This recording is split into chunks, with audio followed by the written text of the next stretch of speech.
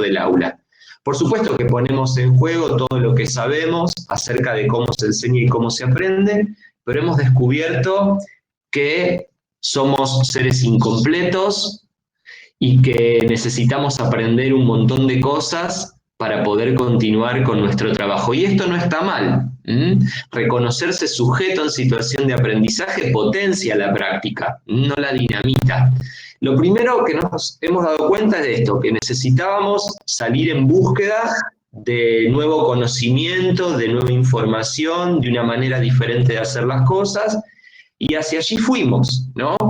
Y esto se ha manifestado de maneras muy diversas. ¿Quién no ha aprendido, por ejemplo, a usar una herramienta nueva, una nueva tecnología de la información y la comunicación? ¿Quién no ha pensado una estrategia diferente para poder explicar un contenido, ejercitar con sus alumnos una habilidad? O sea, lo primero que se puso de manifiesto es esto. Expertise es importante, pero que no alcanza. Digo, para muchos de nosotros, los que tenemos cierta edad sobre todo, poder estar hoy teniendo esta clase a la distancia, vernos la cara, escucharnos la voz, nos parecía hace algunos años casi de ciencia ficción, ¿no? ¿Les pasó esto?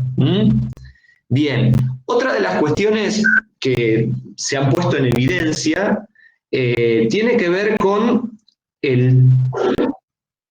con el rol ordenador que tiene la escuela. El rol en términos sociales que tiene la escuela. Ustedes saben que la escuela es la gran ordenadora social. Las familias, durante un tiempo, prácticamente todos los días de la semana, deja a sus hijos en un espacio, que es el espacio tradicional de la escuela, que se mantiene inalterable, y gracias a esto, y a que por supuesto pasan cosas en ese espacio, la sociedad funciona.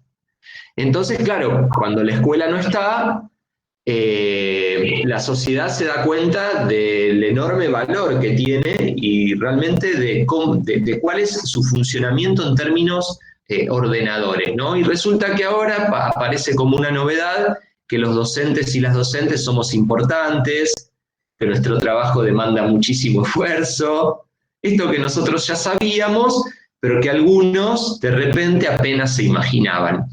Esta es otra de las grandes cuestiones que se han puesto de manifiesto: el rol ordenador de la escuela y la revalorización del rol docente. Lo escuchamos de las voces de las familias, en fin. Bueno, no sé qué hacer con los chicos, es muy difícil enseñarles en casa, se hace compleja la resolución de tareas o de la oferta novedosa de la escuela. Entonces, la expertise no alcanza, nos hemos dado cuenta de que el valor de la escuela es muy importante y de que enseñar necesita un saber profesional idóneo que tienen los docentes gracias a que han recorrido un tránsito formativo que los habilita justamente a llevar adelante una tarea que es hipercompleja, que es muy difícil de sostener. Hasta aquí, ¿cómo vamos? Bien, digo, otra de las cuestiones que se han hecho evidente tiene que ver, o que han pasado en este tiempo de cuarentena, es que hemos tenido que, hacia el interior de la escuela, revalorizar el trabajo colaborativo, hemos tenido que sostenernos entre nosotros, nos hemos tenido que ayudar entre nosotros los docentes, porque pensar la educación a distancia es diferente a pensar la educación en el tiempo y en el espacio tradicional de la escuela. Y en ese sentido se han fortalecido, se han dado hacia el interior de cada institución diferentes alianzas estratégicas. Miren, muchos directores y muchas directoras me contaban, por ejemplo, que en algunas escuelas un profe que hasta el momento no había tenido de repente un rol demasiado protagónico, ahora estaba ayudando a sus compañeros porque sabía utilizar mejor una herramienta tecnológica, porque sabía cómo se usaba el Zoom, cómo se usaba el Skype, porque tenía una idea acerca de cómo sostener una relación sincrónica con los alumnos y con las alumnas. Es decir, se fortalece el trabajo colaborativo y se dan hacia la escuela alianzas estratégicas también novedosas y también diferentes. Claro, no todo lo que hemos descubierto en este tiempo ha sido positivo, ¿no? O alentador. Nos hemos dado cuenta también la enorme brecha digital que todavía existe en nuestra sociedad. Esta es una de las cosas que se han manifestado con muchísima fuerza y que seguramente tendrá que pensar el Estado para reformular sus propias agendas. Una enorme cantidad de la población, no solamente argentina, no solamente en América Latina, sino en el mundo, no tiene acceso a los recursos que ofrece la conectividad.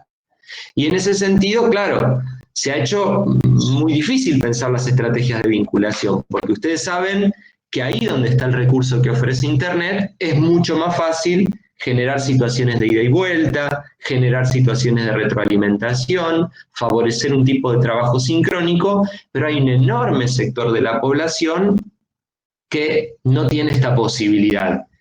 Miren, se estima que en el año 2019 el 50% de la población mundial tiene acceso a Internet. Bueno, si lo presentamos así, por supuesto que es un dato alentador, pero podríamos tener una mirada diferente del mismo dato. El 50% de la población mundial está offline. Y esa realidad, esa situación de brecha digital, nosotros la podemos ver en nuestra propia comunidad. Podemos mirar hacia afuera, podemos ver qué es lo que está pasando en términos mundiales, pero es una realidad que se expresa, que se vuelve palpable hacia el interior del propio pueblo, de la propia ciudad, de la propia comunidad, del propio barrio. Me imagino que a ustedes les pasa un montón de familias que además del celular tienen computadora portátil o computadora de escritorio, conectividad a Internet, buena conectividad a Internet, que también es otro tema, y hay muchas familias que, bueno, que no tienen este beneficio, ¿no? La cuestión de la brecha digital que también se ha puesto en evidencia en este tiempo de reclusión social obligatoria. Miren, en el año 2015, según el INDEC, el 61,8% de la población argentina tenía conectividad a Internet, cuando el 97,7% tenía una televisión o por lo menos una televisión en su casa. Con esto estoy diciendo que la Internet como un recurso, digamos, para la conectividad, para el acceso al mundo del conocimiento y de la información, viene en franco avance, pero todavía no ha llegado a universalizarse, todavía no ha llegado a la totalidad de las casas argentinas. Y esto, bueno, puso sobre la mesa una dificultad, repito, a los docentes para encontrar una estrategia que nos permita seguir enseñando a la distancia. Por eso, cuando hablamos del trabajo docente en situación de cuarentena, a mí me gusta hablar de educación a distancia y no de educación virtual, porque la educación virtual es un tipo de educación a distancia que puede darse, repito, cuando no se hace presente o evidente esa situación de brecha digital. ¿Me siguen? Ahora, hay que reconocer algo. En este tiempo, incluso ahí donde no estaba el recurso de Internet, lo que hemos visto por parte de las escuelas, y por supuesto que cuando digo escuelas no estoy hablando de una entelequia, estoy hablando de hombres y mujeres que hacen cosas todos los días, hemos visto también una enorme capacidad de respuesta, una enorme capacidad imaginativa, una enorme capacidad de innovación. Las escuelas, los docentes y las docentes han tensionado su capacidad imaginativa para poder, en principio, salvaguardar el vínculo con su comunidad y, por otro lado, aunque son cuestiones que se dan en simultáneo, para poder garantizar continuidad pedagógica. Y entonces hemos escuchado innumerable cantidad de testimonios que dan cuenta de docentes que han entregado, por ejemplo, las tareas con la asistencia alimentaria, que han dejado las tareas en las puertas de las casas. Una docente de la Patagonia me comentaba que tenía un permiso especial con el que recorría 60 kilómetros en un contexto de ruralidad e iba dejando en la puerta de cada una de las casas, enganchaditas de las diferentes tranqueras, las actividades para que puedan trabajar sus alumnos y sus alumnas. ¿Qué estoy queriendo decir con esto? Que por supuesto tenemos que hablar de la brecha digital, pero aún en una situación donde muchas familias no tienen acceso a Internet, la escuela ha dado cuenta del valor y de la capacidad de respuesta que puede llegar a tener en una situación tan compleja y tan particular como esta. A mí me sorprende, me conmueve y creo que esto da cuenta de que hay algo del formato de la escuela que sigue siendo muy potente. Miren, si hay organización social que ha sobrevivido a lo largo de los años a todas las crisis, a todos los cambios políticos, económicos, sociales y también sanitarios, es la escuela. Digo esto, bueno, un poco para revalorizar el rol de una organización que por un lado es muy criticada. Hay grandes o fuertes voces, potentes discursos que dicen que la escuela está de modé, que está pasada de tiempo, que no puede dar respuestas a la demanda que el siglo XXI ya le hace a través de la sociedad civil, pero aún así no podemos desconocer que la escuela es la organización social por excelencia. Y que ahí, donde otras organizaciones no pueden hacer nada, la escuela algo puede. La escuela algo puede, independientemente de los resultados, independientemente de las inconsistencias que se den en ese proceso. Repito, hemos visto, podemos dar cuenta de innumerable cantidad de proyectos que se han puesto en marcha para salvaguardar el vínculo y para garantizar continuidad pedagógica. Escuelas que se han apropiado de la radio, de la televisión, que han abrazado tecnologías de uso cotidiana como el teléfono, como el teléfono, el WhatsApp, los mensajes de voz, los mensajes de texto, pero también que han resignificado y han revalorizado el uso de tecnologías tradicionales, el libro de texto, el cuaderno y el lápiz, los materiales impresos. Digo esto porque creo que podemos caer en el error de suponer que todo el aprendizaje que podemos acumular en este tiempo tiene que ver con la incorporación de nuevas tecnologías y tiene que ver con la conectividad de Internet. Miren, como respuesta inmediata, el sistema educativo nacional no pudo entregar una computadora en cada casa, no pudo dar conectividad ni resolver el problema de la brecha digital, pero sí pudimos imprimir o sí pudimos generar material impreso. Esto da cuenta de que el material impreso, de que el libro de texto sigue siendo la tecnología por excelencia hacia el interior de la escuela. Escuelas que han, por ejemplo, entregado sus libros junto con la asistencia alimentaria para que circulen entre las familias. O sea, innumerable cantidad de estrategias que dan cuenta de la capacidad de adaptación que ha tenido la institución educativa a lo largo y a lo ancho del país. ¿Cuál fue el desafío con el que nos encontramos los docentes, ¿no? Primero, con el desafío de jerarquizar o rejerarquizar los contenidos con los que pensábamos trabajar en un año sin esta situación o sin esta particularidad, ¿no? La vuelta a las planificaciones, volver a mirar ese mapa de navegación que diseñamos o pensamos para un año sin situación de cuarentena, sin crisis sanitaria, para volver a jerarquizar los contenidos y tratar de respondernos qué podemos enseñar en este formato de educación a distancia. Ese fue el primer gran desafío, lo sigue siendo todavía.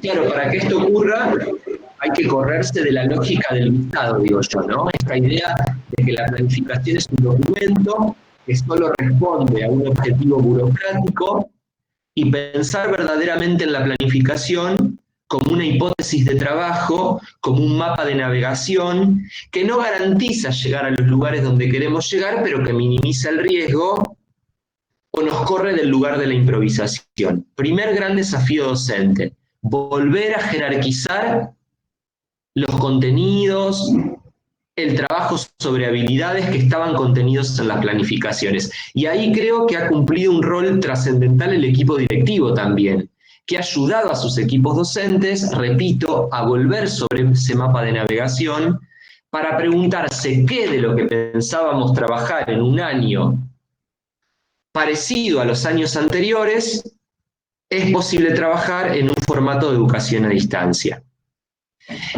Algo así como lo que llamábamos el establecimiento de los contenidos mínimos, ¿se acuerdan? Los que tenemos algunos años. A mí no me gusta la idea de contenidos mínimos, quiero decirles que no es una definición que use habitualmente, porque yo entiendo que si el docente incorporó en su planificación un contenido o pensó la ejercitación de una habilidad a trabajar es porque la consideraba importante en la lógica procesual que pensaba darle a la enseñanza y el aprendizaje. Pero sí pensar en términos de contenidos clave, contenidos estratégicos, y creo que este fue y sigue siendo el principal desafío, porque si pensamos trabajar con la misma planificación en el tiempo y en el espacio del aula, en este formato de educación a distancia, estamos abrazando una situación difícil de resolver. Y en ese sentido, bueno, ¿qué es lo que tenemos que priorizar? Miren, hay una definición de Silvina Bird que está en varios de sus textos que a mí me gusta mucho. Ella dice, bueno, ¿cuáles son los pilares fundamentales o cuáles son las funciones trascendentales de la escuela y sobre las que hay que volver cada vez que organizamos la enseñanza, que replanificamos, que pensamos el qué? Bueno, primero, los temas vinculados a la alfabetización, más específicamente a la producción y comprensión de textos complejos. Por otro lado, la alfabetización matemática. El desarrollo de competencias científicas, y cuando hablo de competencias científicas estoy pensando en la ejercitación de la capacidad de deducción, de inferencia, de anticipación. Hoy se ha vuelto prioritario pensar también en términos de alfabetización digital. ¿Cómo enseñamos a nuestros alumnos y a nuestras alumnas a manejar, a utilizar estas nuevas herramientas de la información, el conocimiento y la comunicación para poder justamente tener este tipo de trabajo sincrónico como el que estamos manteniendo esta mañana entre ustedes y yo? Y por otro lado, todo lo que hace a la enseñanza de los valores democráticos. La alfabetización digital, la alfabetización matemática y todo lo que hace a la vida en comunidad. Jerarquización o rejerarquización de contenidos, volver a mirar las planificaciones. Otro gran desafío tiene que ver con poder pensar la lógica de relación con nuestros alumnos y nuestras alumnas. No alcanza con preguntarse qué, no alcanza con rejerarquizar contenidos. Y cuando hablo de rejerarquizar contenidos, no digo solo pensar qué de lo que pensaba enseñar puedo enseñar en este tiempo de educación a distancia, sino también qué es lo que puedo dejar para después. ¿Qué contenido puedo no priorizar? Es un trabajo de priorización, pero también de decidir qué cosas pueden recalendarizarse cuando volvamos a la escuela. Digo esto porque en algunas escuelas y en algunos trabajos de asesoramiento que me ha tocado hacer a equipos directivos y a docentes, he notado, por ejemplo, que docentes han elegido enseñar temas hipercomplejos que ameritan una explicación, un trabajo sincrónico que demanda, por supuesto, el uso de tecnologías, de nuevas tecnologías, y esto se ha vuelto imposible, difícil de resolver. Entonces, a veces, jerarquizar también implica abandonar, y lo pongo entre comillas, aquello que no puede ser abordado en este contexto. Rejerarquizar con una mirada realista, para poder diferenciar lo que es posible de lo que no es posible hacer en esta situación o en este tiempo de cuarentena. Pero les decía, no se trata solo del qué, sino también del cómo. Pensar la lógica de relación. Y en este sentido hay varias estrategias posibles. A mí me gusta pensar en la lógica de clase invertida. ¿Qué sería una clase invertida? Miren, nosotros habitualmente, cuando estamos en la clase, presentamos un tema, ofrecemos una explicación y después proponemos actividades, ofrecemos bibliografía. ¿Se entiende? Bueno, la clase invertida funciona al revés. La idea es ofrecerle a los alumnos primero las actividades, primero la bibliografía, primero el texto, para que lleguen al encuentro con el docente nutridos con dudas, con interrogantes, con sugerencias. Entonces, no se trata solo de revisar la planificación, sino que se trata también de volver a mirar las secuencias didácticas. Y en estas secuencias didácticas hay algo que toma un valor trascendental, que es la pregunta motivadora, es cómo presentamos lo novedoso a nuestros alumnos y a nuestras alumnas, porque aquí hay una variable que tiene mucho peso, y es que si nos cuesta ganar y sostener la atención de los chicos y las chicas en el tiempo y en el espacio del aula, imagínense lo que cuesta, perdón, cuando el vínculo está mediado por una pantalla. La atención que no ganaste en los primeros 2, 3 minutos es muy difícil que la consigas. Cuando hablo del modo de relación, es importante también pensar en el tiempo. Es imposible pensar una clase que dure más de media hora, 40 minutos. Entonces, aquí también digo, las escuelas tienen que pensar en una oferta ordenada a las familias, que también están viviendo una situación particular. Lo que vimos en un primer momento fue no solamente una oferta novedosa por parte de la escuela a las familias, sino una oferta, que carecía de cierto orden. Entonces, el docente de artística ofrecía sus actividades y el docente de ofrecía las suyas y el docente de ofrecía la suya y claro, la familia estaba sentada con los más chicos alrededor de la mesa resolviendo actividades escolares desde la mañana hasta la noche. Entonces, eso tampoco, sí, dice Edith, fue complicado. Tampoco hace a una oferta novedosa pero ordenada de la escuela. El qué, el cómo, y en el cómo todas las preguntas que ustedes quieran hacerse. Bueno, yo tengo algunas sugerencias. Primero, no abordar temas o el ejercicio de habilidades hipercomplejas. Eso puede esperar. Es preferible repasar. ¿Me siguen? Cuando digo repasar, no estoy diciendo que no nos animemos a ir más allá. Pero digo, eso que necesita de la presencialidad puede esperar, porque el tiempo de la escuela va a volver. No ofrecer actividades que sean de difícil resolución. Ustedes saben que hay actividades que los alumnos pueden ir resolviendo con diferentes niveles de autonomía. Bueno, no ofrezcamos actividades que pongan a los alumnos, las alumnas y sus familias frente a una situación de frustración. No pidamos actividades que necesiten de recursos que la familia no tenga en el ámbito de la casa.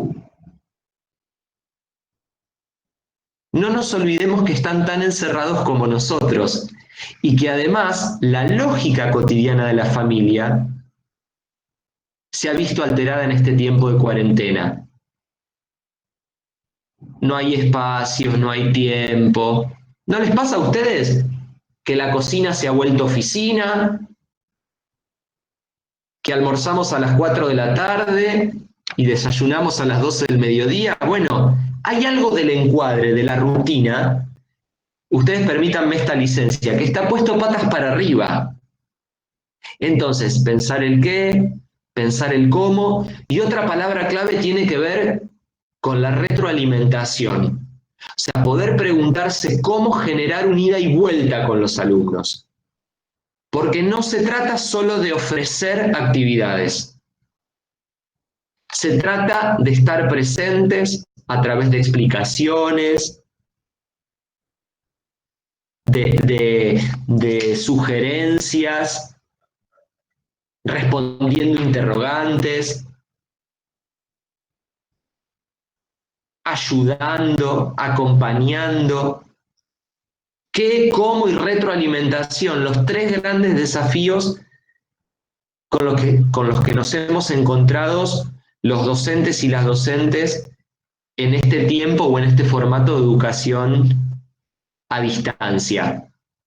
Otro gran tema tiene que ver con la evaluación, que está tan puesto a debate hoy, ¿no? Y aquí me gustaría echar luz sobre una confusión que suelo ver, que tiene que ver con la diferencia entre evaluar y calificar. La calificación, que tiene que ver con la convalidación en todo caso del proceso, es un aspecto de la evaluación, pero no es la evaluación en sí misma.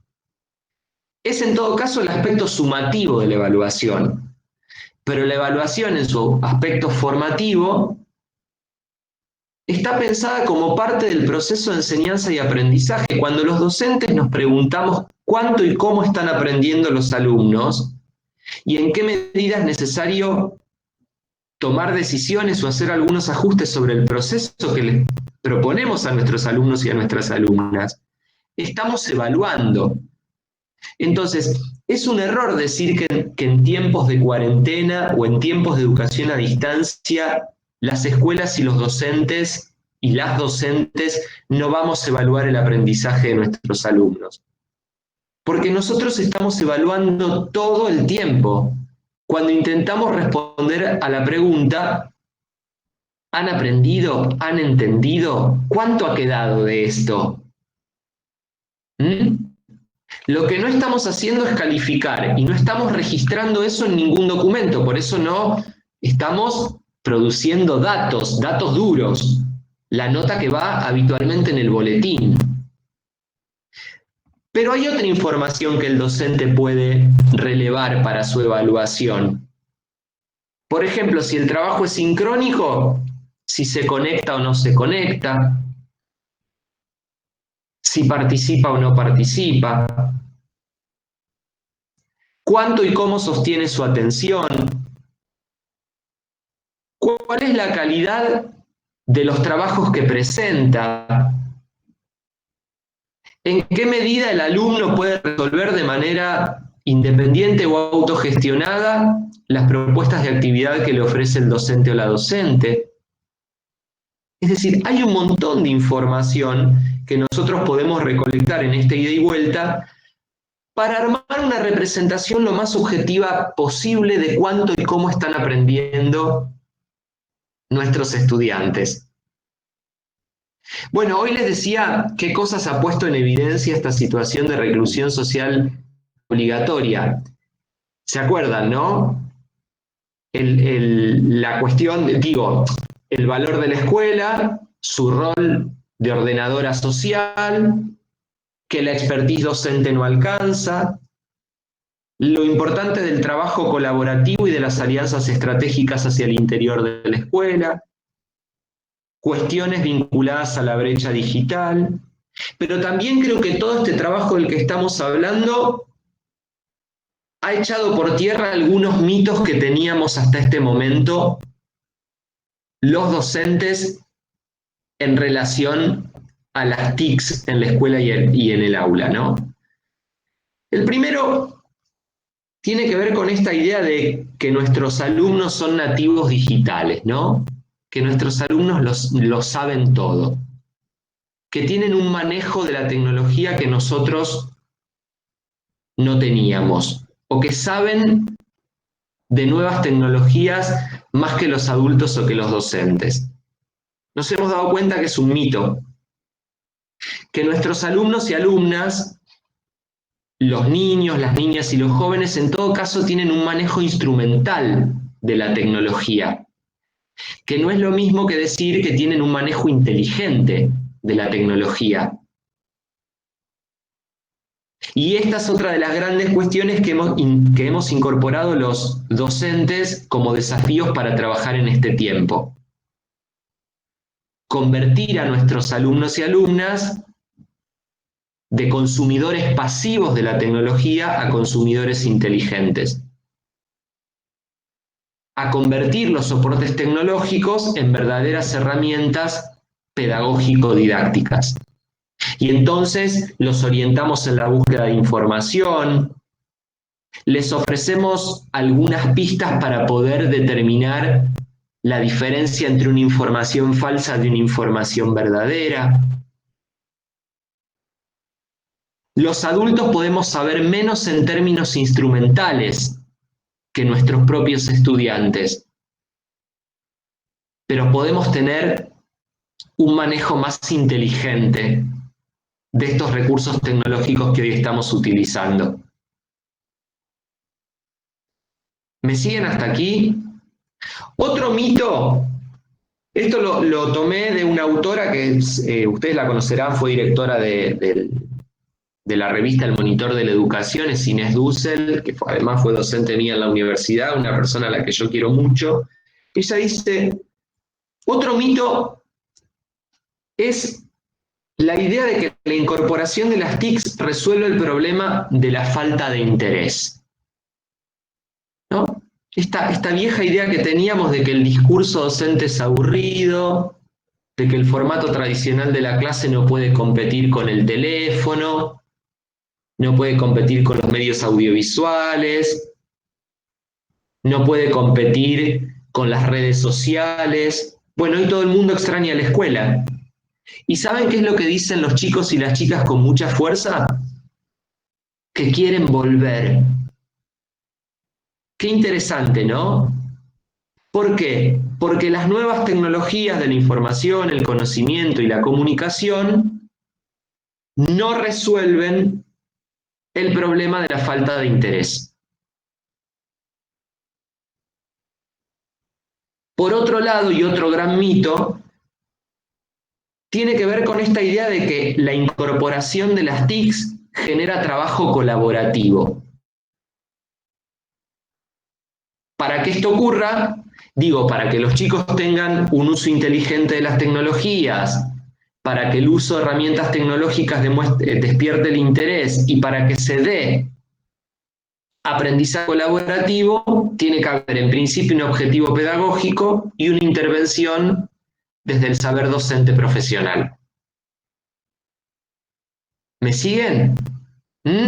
Entonces, si pensamos en estos mitos y a partir de la reflexión de estos mitos que no son solo escolares, que circulan en la sociedad desde hace mucho tiempo, planteamos un objetivo que tiene que ver con animarnos a abrazar nuevas tecnologías, compensarlas con un objetivo pedagógico,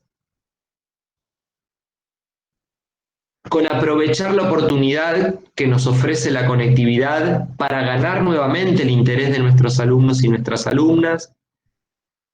Y además abrazamos los desafíos de rejerarquizar contenidos, de revisar las planificaciones y convertirlas en verdaderos mapas de navegación, de pensar la lógica de relación con nuestros estudiantes en un formato que no es el formato tradicional de la escuela, y profundizamos las situaciones de retroalimentación, creo que vamos a construir interesantes aprendizajes para cuando se dé la vuelta a la escuela. La vuelta entre comillas.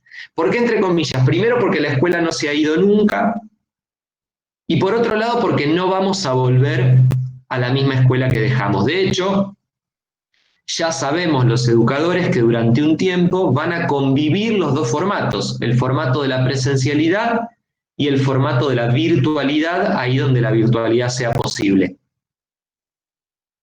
Si les parece, y como para ir terminando, yo quisiera hablar un poco de cuáles van a ser los desafíos de esa vuelta, entre comillas, a la escuela.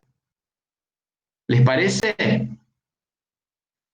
A ver, me interesa tocar este tema porque sé que en la sala hay muchos equipos directivos, ¿no? Y creo que van a tener los equipos directivos y los equipos supervisivos un rol trascendental para que esa vuelta sea lo más ordenada posible y además para que podamos capitalizar la experiencia, para que podamos de verdad construir aprendizaje a partir del trabajo que hemos hecho en esta situación tan particular por la que ha atravesado el mundo entero.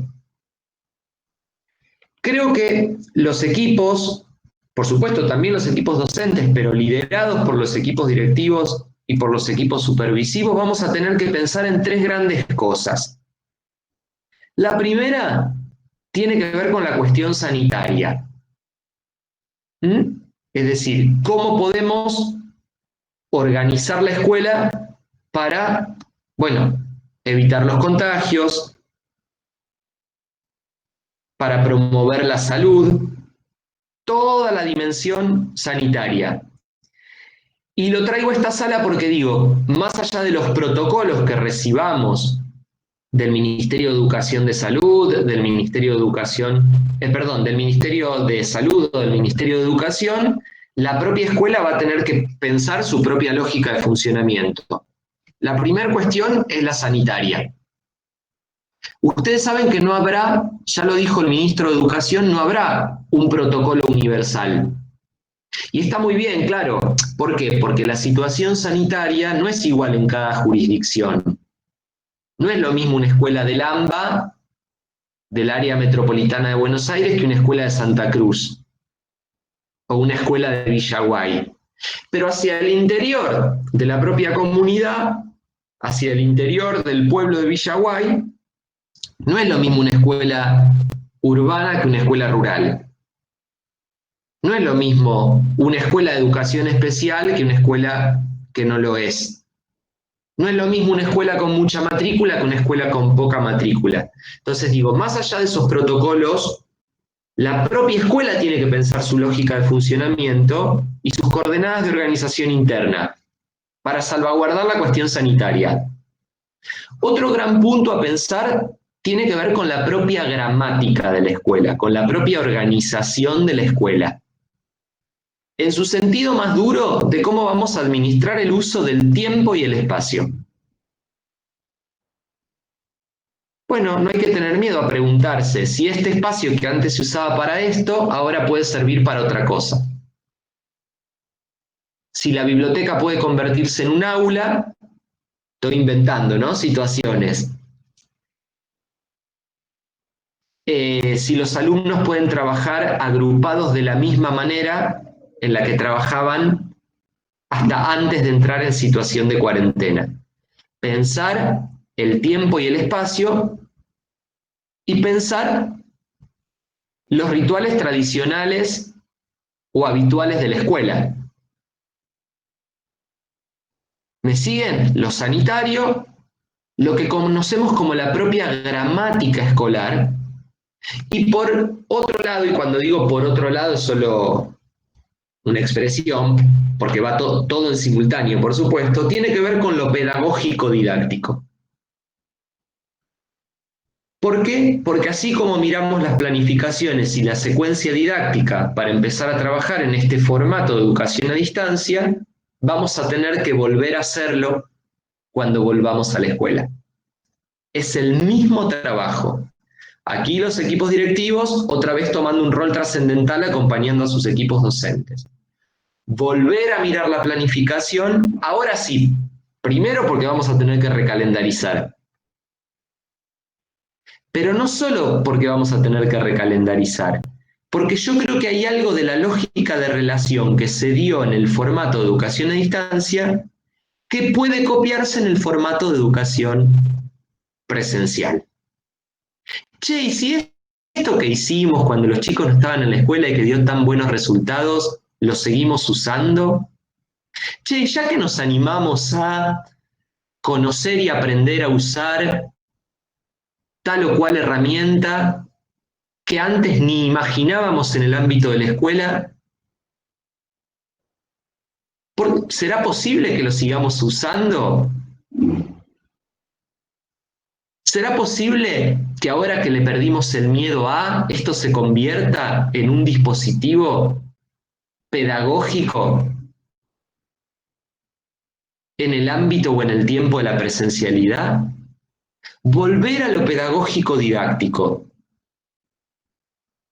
Habrá que recalendarizar, pero también habrá que volver a preguntarse cuáles son las expectativas que el docente tiene para el presente ciclo lectivo, porque recuerden, colegas, esto dejará un efecto, sin duda. Y con esto no estoy diciendo bajemos las expectativas, pero sí vamos a tener que nutrir a la escuela de nuevos y potentes interrogantes. Yo creo que esta situación va a dejar grandes aprendizajes, pero aquí quiero ser muy honesto con ustedes. Si me han escuchado en otras conferencias, voy a ser reiterativo, les pido disculpas. Yo no tengo una mirada romántica sobre el regreso o sobre la salida de la cuarentena. Yo no creo que volvamos a una escuela mejor, a una escuela transformada, a una sociedad mejor, a una sociedad transformada, a una sociedad más humanitaria. Yo el discurso televisivo se lo dejo a la tele, pero tampoco tengo una mirada pesimista, ¿eh? Ni una mirada romántica, ni una mirada pesimista. Tampoco creo que volvamos a la misma escuela o a la misma sociedad, al mismo mundo que dejamos hace 3 meses atrás. Yo creo que vamos a volver a una escuela diferente. Sin duda vamos a volver a una escuela diferente. Y creo que entre el pesimismo y el optimismo podemos plantear una mirada realista. Una mirada realista que de verdad piense esto como una verdadera oportunidad para crecer y para aprender. Para aprender, para crecer y para mejorar.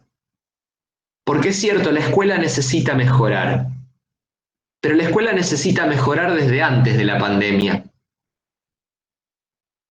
Y para que la escuela mejore, hay que nutrirla de preguntas interesantes acerca de cómo puede ser su formato, acerca de cuáles son las formas posibles y si hay nuevas formas posibles de enseñar y de aprender.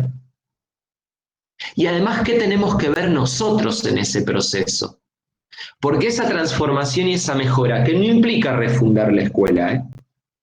Yo no creo que haya que refundar la escuela, porque así como la escuela tiene aspectos para mejorar, tiene aspectos y muy buenas prácticas para abrazar. Yo creo que, por supuesto, en ese proceso de mejora están involucradas las decisiones más trascendentales que se toman desde el nivel central. Pero también creo que hay algo de la micropolítica escolar. Creo que hay algo que depende de nosotros, de las decisiones que tomamos los directores, los supervisores, los docentes, las docentes, todos los días en el ámbito de trabajo. Y que involucra un saber experto, un saber profesional, nuestra vocación puesta ahí en juego, y también una profunda revisión de la cuestión ética. Solo vamos a poder capitalizar la lección si volvemos a poner en el centro de la escena la enseñanza y el aprendizaje. Si volvemos a una escuela cada vez más preocupada por qué y cómo hacer las cosas a los fines de que nuestros alumnos y nuestras alumnas aprendan de la mejor manera posible. Entonces, repito, ni una mirada romántica sobre el retorno, ni una mirada pesimista, una mirada realista. Yo creo que hay que volver a la escuela con nuevas preguntas y hay que animarse a sostenerlas, y a dar un debate colectivo y colaborativo que nos permita imaginarnos la mejor escuela posible y trabajar en consecuencia. Bueno, yo hasta aquí creo que llegué con estas reflexiones, por ahí me extendí un poquito, pero digo, aprovechando que no somos tantos, no sé qué te parece, André, por ahí alguna pregunta, podemos generar un ida y vuelta. A ver, ¿alguien se anima a tomar la palabra?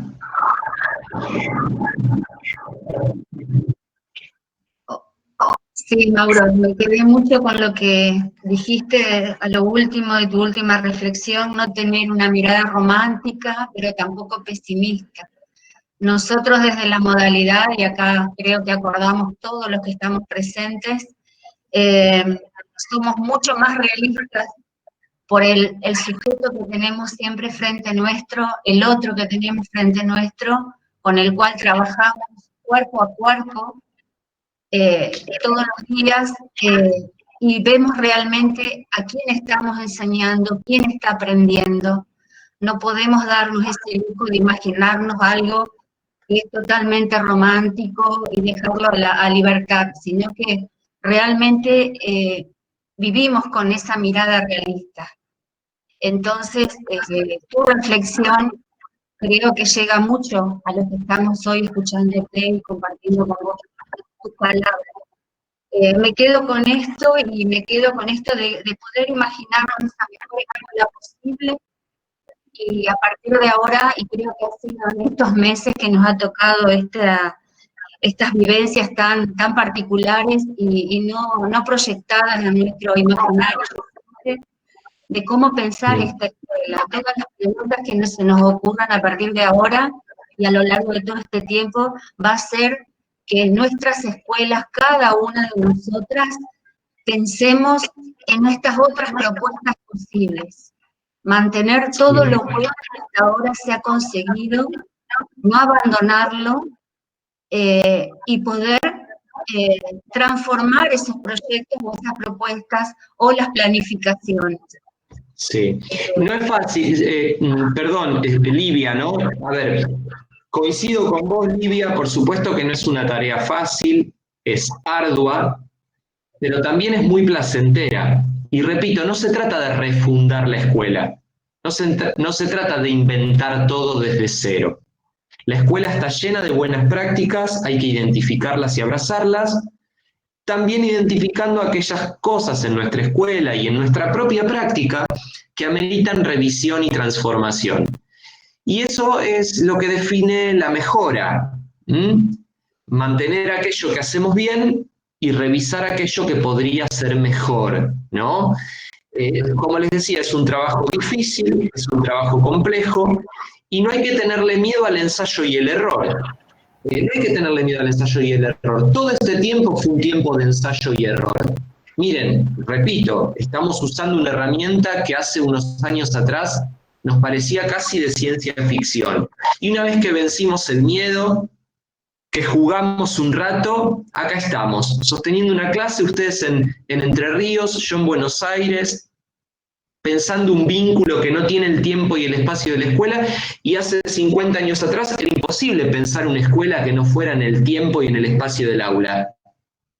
Y hoy sí lo hacemos, porque la escuela, como cualquier organización social, se ha inventado para dar respuesta a una necesidad de los hombres y las mujeres. Bueno, las necesidades de los hombres y las mujeres cambian, es parte de la evolución de la humanidad, de la sociedad. Bueno, las organizaciones que dan respuesta a esas necesidades también necesitan ser transformadas. Y el siglo XXI ya le está haciendo pedidos a la escuela. Y se los está haciendo antes de la pandemia. Bueno, tal vez este fue un tiempo de un veloz ensayo y error. No hay que tener miedo a la prueba, al error, a equivocarse. El error es parte de los procesos de transformación y de aprendizaje. Pero no es fácil y tampoco es un trabajo que se pueda dar en soledad. No sirve que Carolina piense cómo potenciar y mejorar su clase hacia el interior de su clase o en el trabajo con su grupo, y que Zulma haga lo propio con su grupo o en su clase. Este es un trabajo colectivo y colaborativo, entendiendo la escuela como un sistema de conjunto. Y aquí repito, los equipos directivos y los equipos de supervisión cumplen un rol trascendental. Hay que volver a la escuela y decir, bueno, ¿qué hemos aprendido? ¿Y qué nuevos interrogantes tenemos que hacerle a la escuela y a nuestro trabajo? ¿Hay una forma posible, diferente y posible de pensar la gramática escolar, de pensar la tarea de enseñar y de aprender? Miren, no sé cuál es la respuesta, pero les puedo asegurar que en la pregunta misma está el puntapié inicial para esa transformación que nuestro sistema educativo nos está reclamando hace tiempo.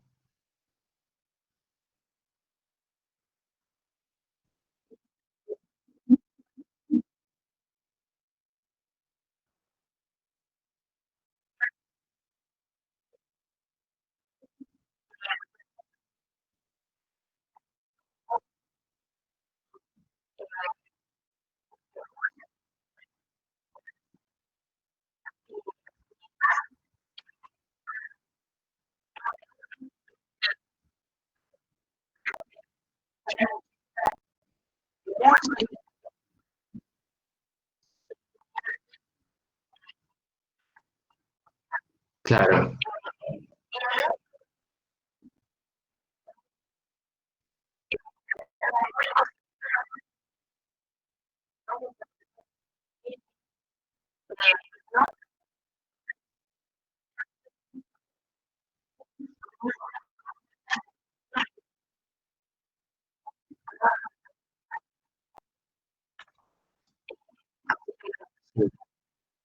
Andrea, mira, una cosa que quisiera retomar de lo que decís, en virtud de que hay muchos colegas en la sala de la modalidad de educación especial, pero digo, es una problemática que se puede dar también en escuelas que no sean de la modalidad. Eh, a veces no, te diría que siempre salvaguardar el vínculo, la relación con tus alumnos y alumnas, con tus familias, es en sí mismo un objetivo pedagógico. Entonces, entiendo que a veces la cuestión de la enseñanza y el aprendizaje pareciera quedar como en un segundo plano por las particularidades del público con el que trabajás, por los recursos con los que contás, pero estar vinculado es un objetivo pedagógico en sí mismo. Acordate de esto, no es necesario enseñar algo nuevo para que el vínculo sea pedagógico. Por dos motivos. Primero, porque cuando vos te vinculás con las familias, lo haces con un fundamento, no lo haces porque sos buena o porque tenés ganas, lo haces porque sabés que es importante salvaguardar un vínculo que no puede romperse porque el tiempo de la escuela volverá y el otro sigue siendo tu alumno o tu alumna a la distancia. Y después porque, miren, frente a estas situaciones de reclusión, esta situación particular de reclusión, se dan algunas fantasías, bueno, universales, colectivas, no sé si hay analistas en la sala o psicoanalistas, pero podrán ayudarme con esta idea. Se articulan algunas fantasías muy humanas y muy primarias, muy primitivas, que son las fantasías de pérdida y de abandono, ¿no? Estamos solos, estamos, bueno, encerrados o casi encerrados, no sabemos muy bien qué le pasa a la gente que queremos, qué le pasa a nuestras familias, hay un deseo de vinculación que no podemos satisfacer del todo. Entonces, cuando la escuela, perdón, le ofrece seguir vinculado, relacionado a la familia, lo que está haciendo está dinamitando esas fantasías de abandono, que además son tan perjudiciales. Y te decía que es un vínculo pedagógico también, me había perdido, porque además de tener un fundamento acerca del por qué es necesario que la voz del docente no se apague, sino porque vos le ofreces alguna actividad para estar vinculado. No te conectás y le decís hola, ¿cómo estás? Bien, y chao, bueno, cumpliste, ¿no? Como si fuera, y vas anotando como si fuera en un checklist, bueno, hablé con la familia de Juan, hablé con la familia de Carolina, sino que además vos llevás una propuesta de actividad. que puede ser muy sencilla, pero que es la propuesta de la escuela. Es la propuesta de la escuela, que es una propuesta diferente a la que puede hacer cualquier otra persona. El docente no es la abuela, no es el tío, no es la tía, es el docente.